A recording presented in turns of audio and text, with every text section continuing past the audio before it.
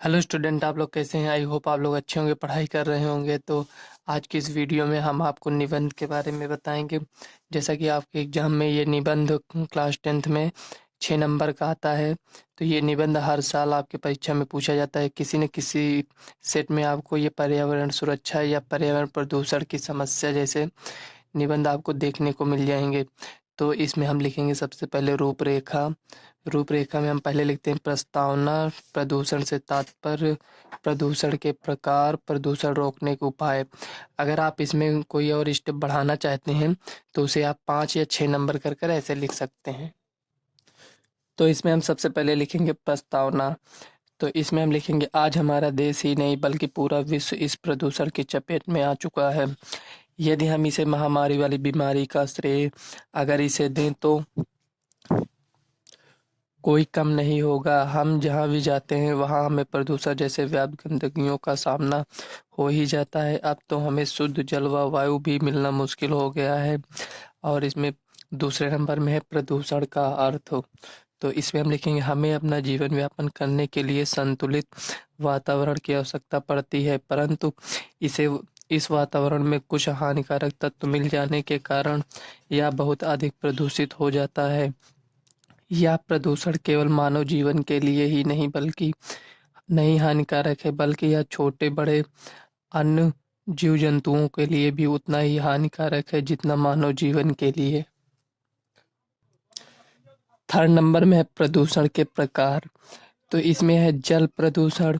जैसे कि कहा गया है कि मानव के लिए जल उतना ही आवश्यक है जितना कि ऑक्सीजन, परंतु नदियों के पानी में रासायनिक तत्व व हानिकारक बहुत से ऐसे तत्व हैं जो हमारे स्वास्थ्य के लिए बिल्कुल भी लाभदायक नहीं हैं।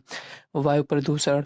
हमारे आसपास के वातावरण में अनेक विषैले प्रकार के गैस मिक्स रहते हैं जो कि ऑक्सीजन लेते वक्त हमारे श्वास नली से होकर हमारे शरीर में प्रवेश कर जाते हैं, जो कई भयंकर बीमारियों का कारण बन जाता है। अब इसके बाद है ध्वनि प्रदूषण। ध्वनि प्रदूषण में हम लिखेंगे अक्सर आपने सड़क पर चलते हुए मोटर वाहनों को तो देखा ही होगा तथा लाउड स्पीकर जो किसी समारोह या धार्मिक अनुष्ठानों के कार्यक्रमों में बजते हुए, क्या आपने कभी सोचा है कि ये जो ध्वनि है हमारे कानों को तथा बीमार व्यक्तियों को या बुजुर्गों को कितना संवेदित करती हैं। यहाँ तक तो हम यह भी देखा गया है कि इससे पागलपन का रोग भी हो जाता है। अब है रासायनिक प्रदूषण। अक्सर देखा जाता है कि कृषक फसल उत्पादन के लिए कुछ कीटनाशक दवाओं का प्रयोग करते हैं जिससे फसल की उपजाऊ अच्छी हो सके, परंतु इससे होने वाले विकार पर जरा भी ध्यान नहीं दिया जाता और हमें स्वास्थ्य संबंधित बीमारियों का भी सामना करना पड़ता है।